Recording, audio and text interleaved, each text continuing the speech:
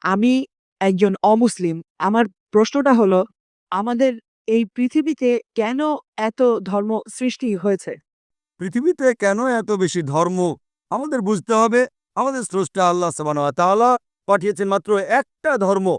আল্লাহ পবিত্র কোরআনে বলেছেন সূরা আলে ইমরান অধ্যায় নম্বর ৩ আয়াত নম্বর ১৯, ইন্নাদ-দীনা ইনদাল্লাহিল ইসলাম।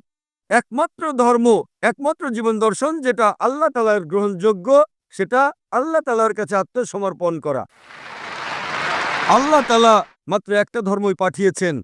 আর যত নবী রাসূল পৃথিবীতে এসেছেন, যেমন ধরেন আদম, ইব্রাহিম, মুসা, ঈসা, মুহাম্মদ, ওনারা সবাই শান্তিতে থাকুন, তারা মানুষকে একটা শিক্ষাই দিয়েছেন, আল্লাহর কাছে আত্মসমর্পণ করা।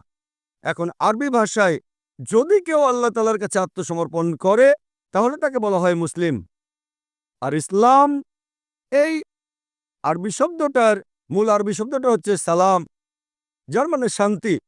এর আরেকটা মূল আরবি শব্দ হচ্ছে সিলম, যার মানে আল্লাহ তাআলার কাছে নিজের ইচ্ছাকে সমর্পণ করা। তাহলে এক কথা ইসলাম মানে আল্লাহ তাআলার কাছে আত্মসমর্পণের মাধ্যমে শান্তি অর্জন করা।